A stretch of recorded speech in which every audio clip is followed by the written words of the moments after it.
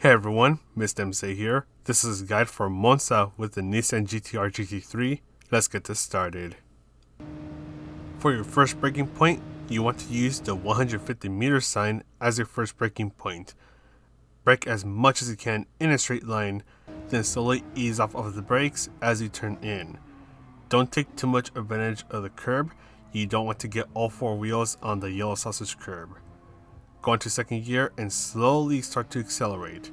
This car has a lot of power and you want to make sure that you don't accelerate too fast to the point where you get too much wheel spin and potentially spin out. So go ahead and stick on over to the right side of the track and use the very end of this wall on the right as your next braking point. Just as I said for the first chicane, don't get too greedy with the curbs. You don't want to get 3 or even 4 wheels on the yellow sausage curb, otherwise you'll get an off-track penalty. Be smooth with your throttle input as you exit the chicane. Then right after you pass the 50 meter sign, you'll brake hard for a short moment, then slowly ease off of the brakes. Slowly start to accelerate and stick to the left side of the track. This time you'll be braking before you reach the 50 meter mark.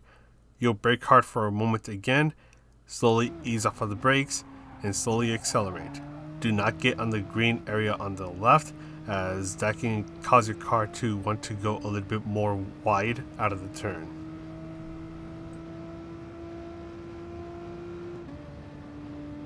When you reach the path that is on the right, that is when you start to brake. Brake hard for a short moment, then slowly ease off of the brakes. You can take a bit of advantage of the curbs, and when your car is pointing towards the apex right here, you can start to fully accelerate.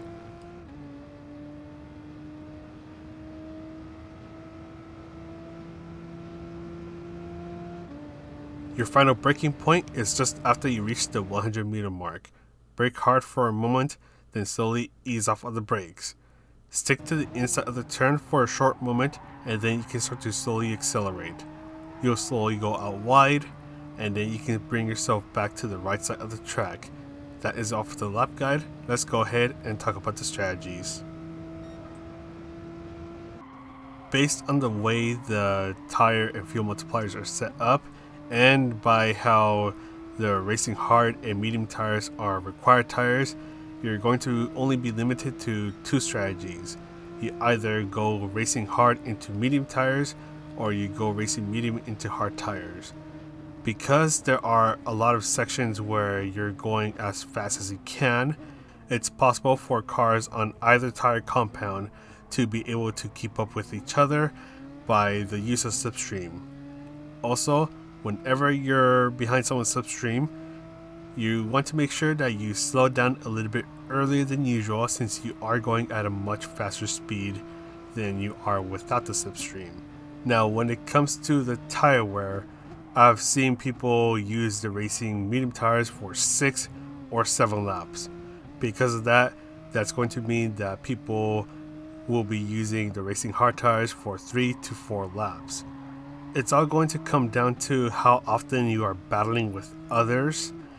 If you're sliding around a lot, especially in a car like the Nissan GT-R, or if you end up going off track. So those 3 things I mentioned can increase the tire wear a little bit, which might make you want to pit a little bit earlier. And especially in a car like the Nissan GT-R, you'll know it's time to pit when your car doesn't even want to turn anymore. So at the end of the day, you either go racing medium into hard or racing hard into medium.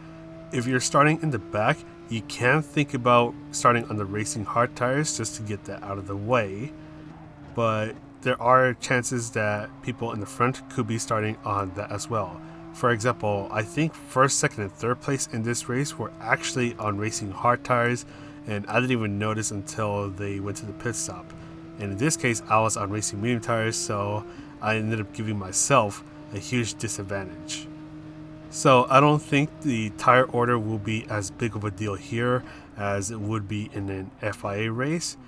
But as long as you use both racing hard and medium tires at some point in the race, then you will be good to go. And make sure that you try to survive the 1st and 2nd chicanes, because oh boy, that can get really messy.